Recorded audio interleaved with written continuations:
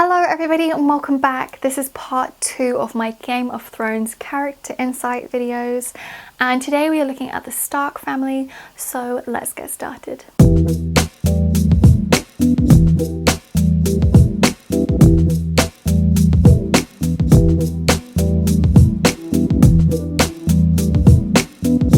So last week I talked to you about the Lannisters. We looked at Tyrion, Tywin, Cersei and Jaime, that's his name.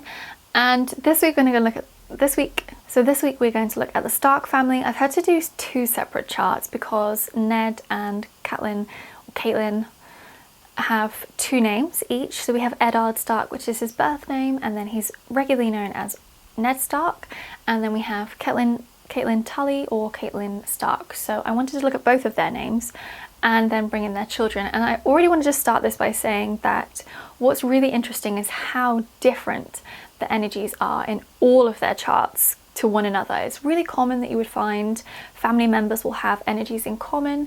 There will be usually an overarching energy within the family. So last time we saw that with the Lannisters, they had the 2 as their kind of common energy within the family. But I wouldn't really say that there's that much in common, especially amongst the siblings. And I kind of, so my ring's stuck. I kind of feel like that is the reason that the children go on such separate journeys, is because they have such different charts. They very much have their own journeys for their life. And I find that really interesting, actually. As I say, it's quite common that usually families will have energies in common. Usually there's kind of like what I would like to call like an ancestral energy, as with the Lannisters and the 2. And we're just going to go through each of their charts and have a look and just kind of see what's going on. What's happening? So let's dive in and have a look initially at Ned and Catelyn, or Catelyn. Oh my god, I'm never going to say that right, okay? Catelyn Tully, whatever. So, Ned Stark, birth name Eddard Stark. Look at his 22s. Oh my goodness. I haven't actually looked at this. By the way, I just do this all off the cuff because otherwise I will just do so much prep, it's ridiculous. So I'm just tuning in and going with this, and I haven't actually looked properly at their charts until now. And if we just look at Eddard Stark, oh my goodness, 3 22s, that is intense. So his worldly challenge, his worldly goal, and his spiritual talents are the energy of war to peace. What? So for him, stepping into a space of war and stepping into a space of peace is really easy. So he can be the peacemaker or he can be the warmonger. And even though we see that he is somebody who's really concerned about justice and truth and honesty, he also could very quickly fire up his temper and very quickly react to things. That's really interesting. So the 22 is about being a traveler, somebody who usually travels spaces. Obviously he traveled around with Robert Baratheon when they were on their war campaign. And he has the 2 as well, so making mistakes, doing silly things. Well, I think we could argue that he did some pretty silly things when he entered the capital. But as a challenge, this is about stepping out and trying new things. It's about going with the flow. It's about traveling. It's about finding peace, learning from your mistakes. And then his talent is the 6. We've discussed the 6 many times before. This is the energy of thought and creativity. So technically he should be quite a creative person. He should have quite good focus. So in battle, that's really useful to have the focus to defeat your opponents, basically. I think, yeah, that's really positive that he has that as a talent. I've mentioned before about how this can be an obsession with power. I feel for him almost like it's a rejection of power. He never had any desire to be on the throne, to even be the hand of the king. Like, none of that called to him at all. So he almost is stepping away from that completely. And for him, it's more about the focus, the visionary, and the more of a business mindset that the 6 can bring him. And then his goals are the 22. So he's kind of, again, that seesaw energy, you know. He's like 1 minute in war, 1 minute in peace, 1 minute he's got inner conflict, 1 minute he's got outer conflict, going between the 2. So that could be with regards to his children, you know, when they're fighting or whatever, he's kind of like negotiating between the 2. And it can also be just actual war, so like going between state of peace, state of actual battles, state of peace, state of actual battles. His spiritual challenge is the 8-8. So this was the same as Jaime Lannister, if you remember. And that's not wanting to be here. And it's also that emotional intelligence, being connected to things. I mean, the energy itself is earth, emotions, and society. So it really helps him to understand and integrate into society once he's finished all of those battles and he's able to kind of step forth and really use that and utilize that. He doesn't use it to manipulate though, he uses it to adapt and to connect with other people in quite an authentic way. I'd call him quite an authentic person. He has the spiritual talent of the 22 again. This is about being an expander of the mind in a quite philosophical or spiritual way. I feel as though he kind of didn't really have a chance to step into that. So he was quite a religious person, so he may well have stepped quite a lot into understanding and learning about the religion that was around, you know, the seven gods and everything. I don't really think that the seven gods are really explained in the series. I imagine they are in the books, but I can imagine he was quite connected to that. I feel as though research, you know, he liked researching things, and he definitely does that when he finds out that Joffrey is actually Cersei and Jaime's child. When he's kind of, I've got a bee in my bonnet, I'm gonna go and find out about it. When he commits to something, he commits really strongly to it. So that could be what his spiritual challenge is actually really about, is that it's kind of black or white with him. It's all or nothing, it's peace or it's war, you know, there's not really a middle ground with him. Then he has the spiritual goals of the 4-4. This is about duplicating, replicating things. This is also about fertility and infertility, and this is about going with the cycles and the seasons of life, weathering, you know, the drought and being grateful for when you can harvest, and, you know, being in a space of abundance and plenty. It's also about mistrusting people and feeling betrayed. Ooh, yeah, his spiritual goal is literally about betrayal. So he replicated information that he learned through his studies, and it led to him being betrayed and losing his head. So that's kind of a bit crazy actually. That's his spiritual goal. Then he has the 15-6 as his soul destiny. This is about thinking about things. This is technically somebody who should be really good at speaking and sharing their soul truth and coming from a space of equanimity and balance. And he was quite a level-headed person when he was in a space of peace. We didn't really get to see him in a space of war, so I can't really argue what he would have been like then. Overthinking things. I really feel like he did that. You know, he found out the truth and he overthought the process, and other people would have just taken action, but he was like, and he was advised by other people, you know, now that Robert Baratheon's dead, do this, do that, take this side, take that side, but he didn't. He kind of hung back and then just produced a piece of paper, and it didn't really serve him. I mean, that's kind of an understatement, but so let's go to his overlay name, which is Ned Stark. So he has the 12-3. This is a short name, by the way, so there's just a single triangle, which means the energies are repeated. So his wildly challenged, that 12-3, that's going to overlay the 22. This is very much the energy of love and knowledge. It's connected to the star sign Libra. So this is where this need for justice, truth, peace is coming in. So initially when he was younger, he might have been all about the war. And then as he got older and a bit wiser, he might have been more about the peace. It's about the 3, which is obviously the wealth to poverty, self-worth, valuing other people as much as you value yourself, listening to other people as much as you listen to yourself, and expressing, teaching. And I think he was quite a good teacher with his kids, actually. I feel like he taught them good morals. And I mean, we can just use Rob as an example. Rob is like, you know, I can't do this because that's not morally right. You know, my father was all about mercy. So I think he did actually teach his children more than anything. The 9, obviously that's about being empowered, that's about self-belief, that's about being stable, strong, power, peacemaker, protector. That's kind of what he is when he's the hand of the king. He's the protector of the realm. So definitely he steps into that role.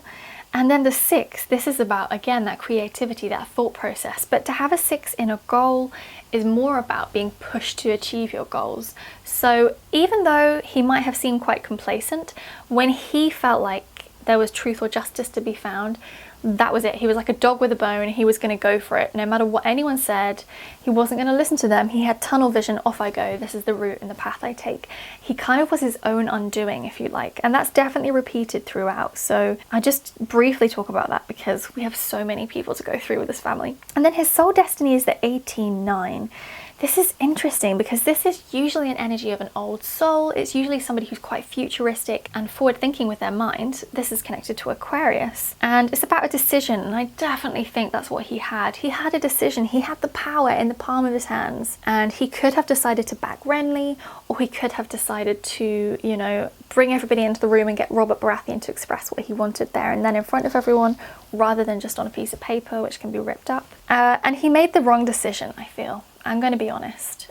even though it was a soul-led decision, because in a way, everything that happened started when he became the Hand of the King and when Bran was pushed out of the window in the Folly. That's kind of, actually, sorry, I just was thinking, it's really interesting because Bran was pushed out of a Folly by Jaime, and Jaime has the 2 in his, so he literally made a Folly in a Folly. That's that's quite funny to my geeky soul plan self. A Folly in a Folly, yeah.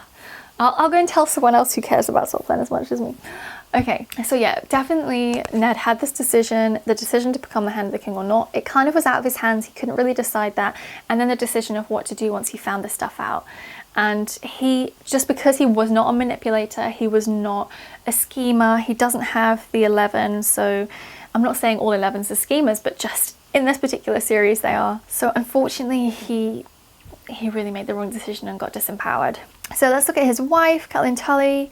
So she's kind of named as both things, but more so I hear her as Tully than I do Stark. So we'll look at both. So we have the Tully is 7/7 Worldly Challenge. This is about being shy. In fact, she's kept the same Worldly Challenge in both names, which is really interesting. So being around people is potentially a bit of a challenge for her, but it's also about just being overwhelmed and being quite shy and needing control. And she is quite a controlling person, actually. I think when she's with Robb and he's, you know, creating his battle strategy, she's really like, you should do this, you should do that, I'll go and speak to this person because I know them, I'll go and speak to that person because I know them. Like, she's quite full of her own self-importance in some ways. And I mean, I don't think she's a bad person, but I do think that she's, and it, like when she's, you know, like looking after Bran or creating that kind of, I don't really know what it is, but it's some kind of offering to the gods, that circle where she like sews all the other gods she's created onto them as an offering to heal her son. Like, control is really important to her, and she's just really rigid. She's quite a rigid person, you know, there's no laughs with her. Like, she's so heavy, all her stories are like, oh, there's no joy, right? And so definitely, yeah, she just is stepping into that control and rigidity. So she has the 15/6 as her talent, and again, this is about that thought process. She probably overthinks things quite a lot. She probably overthinks the past quite a lot as well, actually. That's Ned's soul destiny, so there's a connection there with them. They're probably both warriors, I can imagine. Not just in like the warrior sense, but like, oh no, worry sense. Then she has the same worldly talent as Ned's overlay worldly talent. So creativity, she is quite creative. You know, we see her sewing, making things, and telling stories. She definitely has focus. Again, I think her and Ned are kind of similar. When they have a bee in their bonnet, they just won't shut up about it and they just keep going on. She has the 10/1 as her spiritual challenge. So traditionally this would be somebody who's quite denying spirit, but obviously she's got her beliefs. So I'd actually say this is more about being quite a bit of a perfectionist, quite critical of other people. She definitely does that, you know, she's definitely like, you should have done it like that. So her challenges are very much about being quite a controlling person, not very forgiving, not very loving.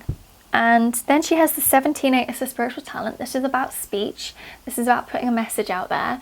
And I guess she kind of steps into that role when she elects herself to go and speak on behalf of Robb to Walder Frey, for example. So that comes in, and it's also the energy of mastery to slavery. So I guess you can kind of say that she asserts herself as a master, but at the same time, because of how women were treated in those days, she could have been more of a slave. You know, this is coming through in her birth name, so this is more about her being kind of like sold off to somebody to be married. And I mean, she did love him, you know, let's be honest, he was her sweetheart. But yeah, it's more about getting that message out there, so that's what I feel like she's connecting into with that. Then she has the spiritual goal of the 5/5. This is actually a teaching energy in this space, so really she should be teaching people. I mean, if this was like in this day and age and she was a client, I'd be saying to her, you know, sharing a message with other people that's quite healing and loving and is really soul inspired and is creative is really important. But obviously that's not how those energies played out for her. So the 5, pioneering, yeah, I think she kind of has the the ghoul that she needs to go and do what she needs, right? She's not held back by fear. She very much is like, I need to go and do that, I'm going to go. And then she has the 6-6 again as her soul destiny. So she's got a dominant vibration of the 6. She's got 5 6s. Okay, so let's look at Caitlin Stark. So she's brought that 7-7 with her still. She has the 4-4 as her worldly talent and her worldly goal. So that's that really intelligent mind. It's the fertility to infertility. She definitely has lots of kids. And it's also about duplicating, replicating. It's again about being betrayed. I guess you can argue that with what happens to Ned, she's betrayed in that sense. I guess, you know, her plans kind of go awry.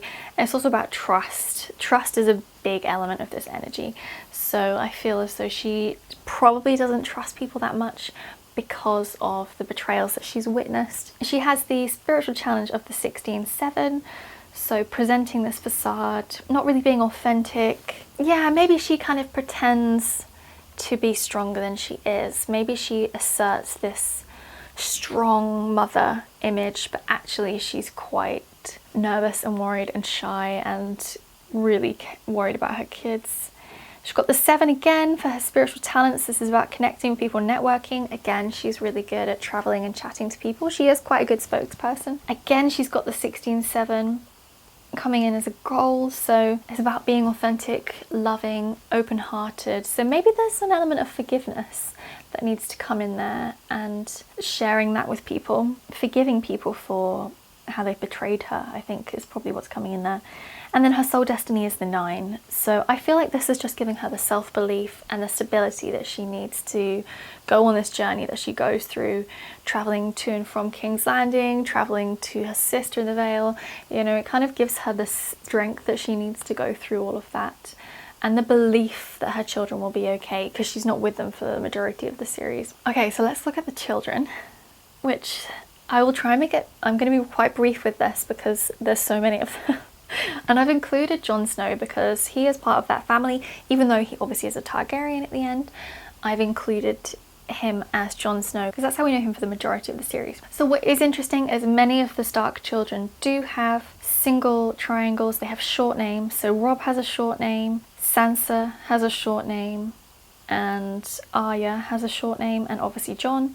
It's only Brandon and Rickon have long names, and I've only done Brandon as Brandon. I've not done him as Bran, mostly because I want to look at birth names. So if we just kind of remember their parents' charts, there's 7s, there's 20s, there's 6s. So let's start with Robb. Robb has 6, 6, 4, 4, 6, 6. Robb's chart is intense, to say the least. He has all double energies, which means that his life is very focused. It's a very set path. There's very little flexibility or movement in his life. It's interesting because he has this dominant vibration of the 6. He's got 2, 4, 6, 8 6s, and then he also has a dominant vibration of the 4. And you kind of get a sense that, like, being creative, having this business mind, being a visionary, he does have that, but he's also such a gentle person. I wouldn't call him pushy. Like, he can assert his power when he needs to. He can say, I'm not happy with this, or what are you doing about that? But yeah, I kind of get a sense that he is, I mean, he's quite young, right? They're all quite young. So he probably is very much in his worldly challenge area. Doesn't really know what's going on, a bit all over the place, quite scattered. He needs a lot of guidance, I would say, at the beginning to really step into himself. The 4, I don't know, I can't really see a lot of him in this chart, to be honest with you. He has, I mean, he's very good at his battle plans, to be fair. Like, he never loses a battle at the beginning because he's just able to come up with these really good creative ideas for attacks. He has the 4 about trust. I suppose everyone in this family gets betrayed. So yeah, I'd say actually this looks like the energy, that's the family energy, is the 4. So Robb has a 4, Sansa has a 4, Arya has a 4, Rickon has a 4, Jon Snow has a 4, and Mama and Papa have 4s. Okay, it's in the overlay for Caitlin, but the family has betrayal as their energy. So with the Lannisters, they had wisdom to folly, they had learning. That's the energy of wisdom and support. Whereas with the Stark family, it's about the energy of fertility, and this fertility and abundance. So it's really about learning to trust, and therefore going through experiences of betrayal. I think that's quite strong. I can't really see a lot of Robb apart from his creativity. I feel like he didn't really get a chance to step into his chart because firstly he was young, and secondly he was spending a lot of time in battle, so I don't really feel like he had a chance to really express himself, which is quite a lot what the 6 is about, but he was good at replicating things, duplicating things, and being successful in battle. You know, the 4 can be really successful. So I definitely can see that. And I can see the 7, you know, networking and connecting with people, definitely. Then we have Sansa. She has the 7, just like her mum did, as a challenge. And then she has the 22-4 as her talent. So this is the orator, somebody who is able to speak and teach, connected to their past lives, is maybe a bit old, maybe wise for their years. I don't really feel like she doesn't really demonstrate at the beginning. She's quite naive actually at the beginning. And she has this, you know, rose-tinted view of Joffrey at the beginning and the life that she could lead with him before she gets to know him. And that's quite indicative of her worldly goal actually, which is the 12-3. So it's definitely, you know, love and knowledge and expressing that and teaching that. And she definitely comes into her own.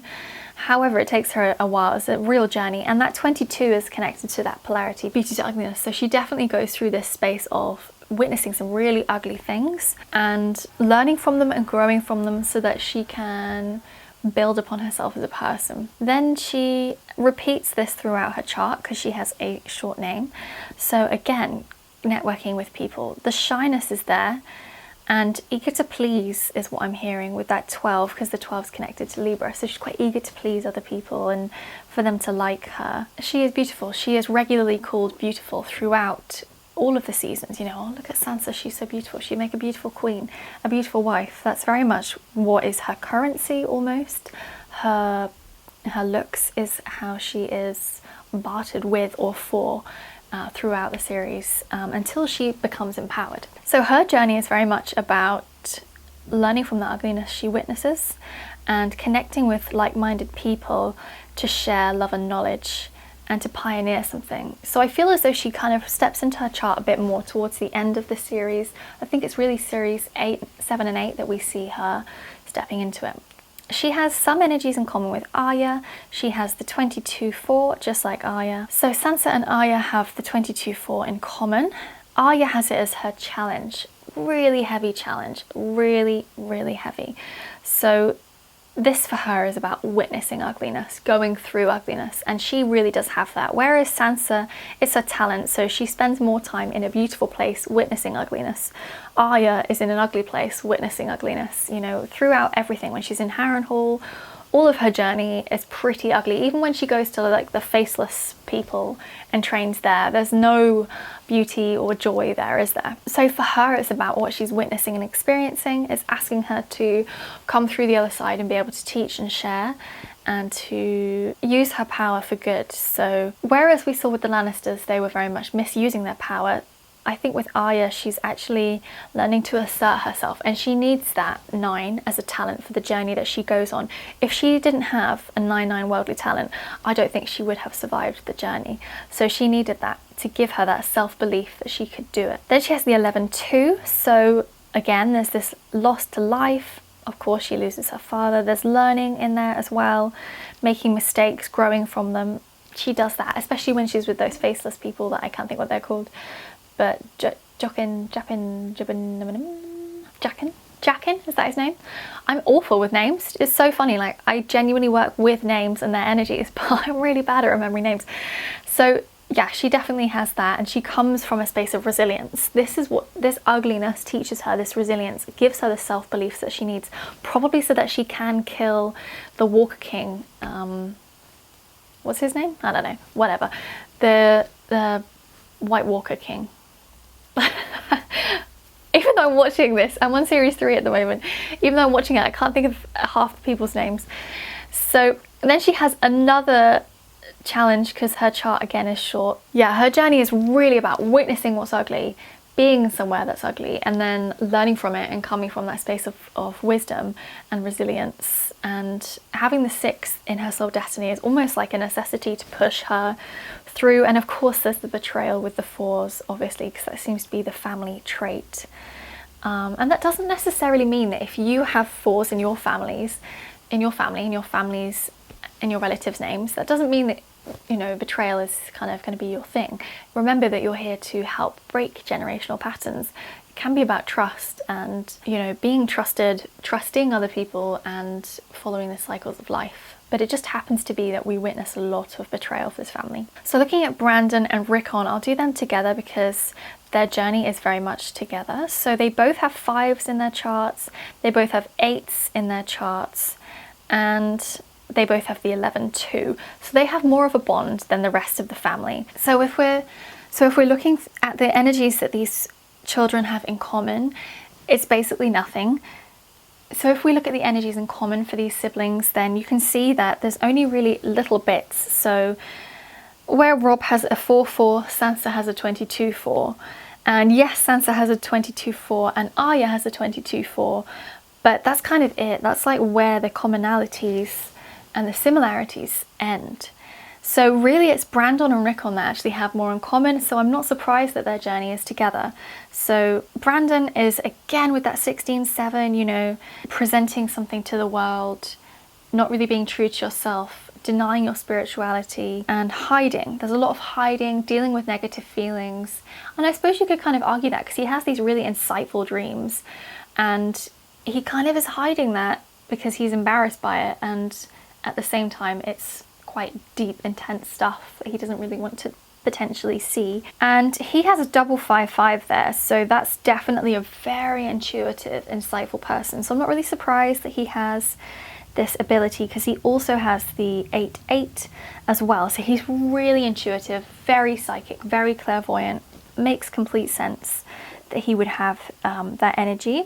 What's really interesting as well is that Brandon has the 5 and the 7, and the 5 is connected to the right foot and the 7 is connected to the left foot. And obviously he has his accident at the beginning and he loses the loss of his legs. So it's almost like he doesn't need them because this is the area that is the focus for him, is his mind and his third eye, his intuition, his insight. That's what he really needs. He doesn't need anything kind of anything else because that's what his skill set is. So his journey is more about connecting to his intuition, trusting his insights, pioneering. You know, he definitely is pioneering when he goes out into the wilderness beyond the wall and he goes and visits the tree with the weird little animals. I can't remember, like I only watched the last few seasons about a year ago, but I literally can't remember anything about the names of anyone, so apologies if you are a hardcore fan. But basically when he goes and he like connects to it's like a man in a tree, whatever, definitely that's his focus for sure. And having these insights. For him, insights is what his journey is about. Learning who he is and sharing his insights with like-minded people. That's kind of what he's here for. Rickon, the same. He's got the 8-8. It's a really insightful energy. And so he goes to visit the crypt at the same time as Brandon does when they both have a vision that the father is down there, that Ned is down there. So they both have this connection. Whether it was just like a one-off thing for Rickon, it doesn't really matter. He has that ability too. Rickon has more of a focus on intelligence with the 4s and the 11-2, but he also has the 14-5, which is this mirror to the world. There's a kind of purity and innocence and a gentleness around Rickon. He's obviously incredibly young, so really he would be mostly in the worldly aspects, which is the top 3 lines of his chart. The rest would come a bit later, but he could still have that within him. So he's got the 12-3, he's got the love and knowledge, he's got the 11-2, but really for him it's more about connecting and being with his brother. That's what I really get, is that learning from his brother, spending time with his brother to learn from his brother is really what I'm picking up there, to be completely honest. And he does have the 4, obviously his mum has the 4s, and he does have, oh yeah, so no, his mum and his dad have the 4s in there and the 5s. So yeah, I mean, they're connected to their parents quite well actually, Brandon and Rickon. And then we look at Jon Snow, and he has a short name, again, super intense chart. I kind of get a sense that he doesn't know who to trust. You know, he doesn't know whether to trust his family initially. He doesn't know whether to trust Catelyn. He doesn't know whether to trust the men that he works with on the wall. He doesn't know whether to trust the wildlings. He doesn't know whether to, you know, like he's just questioning everyone and everything all the time. And he doesn't know whether to trust Daenerys, for example. And then he's got, again, the Water Piece. So he's quite connected to his dad because his dad has 22, 4-4 and 8-8 and he has 224488. So actually the connection between Jon and Ned is going to be really strong, and I would actually say that Jon is continuing the family legacy more than Robb, because Robb has less of a connection to his dad. He's probably more connected to his mum than he is to his dad, which kind of shows up because his journey is quite a lot with his mum. But yeah, I would say definitely Jon Snow doesn't really have much connection. Even though he's got the Four and so has Catelyn, she can understand him in that sense. She betrays him, right? I think in season 3 she mentions about how she kind of wished he died from a cold, and then she realised that was wrong and prayed for him to live. And so there's a betrayal there, which he might not even know about, but there is that. So he's got the water piece again. He spends time in battles. He's a great strategist, and he travels. This energy is about traveling. He travels all the way north, all the way south. Like, he definitely travels. He lives up to this energy, to this name. And he obviously has 4 4s and 4 2s. So again, that wisdom to folly. So actually, in a way, he kind of is the bridge between the Lannisters and the Starks, because he can understand the 2 energy coming from the Lannisters, but he can connect with the 4s from the Starks. So he does have, as with all of the siblings, the 4, which is really interesting. The only sibling that doesn't have a 4 is Brandon. Yeah, so Bran doesn't even have the 4 if we look at Bran Stark, his nickname. So he really is quite different from the family. His journey is very much about the intuition and the insight. So really looking at their charts, you can see why they all go on their own individual journeys, because they don't really have a lot in common.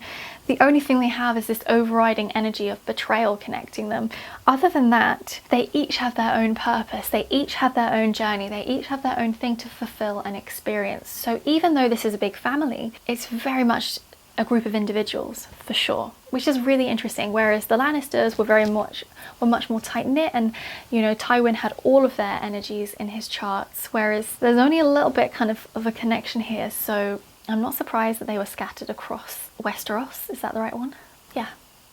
I think that's what it's called. Oh my god. If you are a die-hard fan, then no, why am I saying that? If you're a hardcore fan.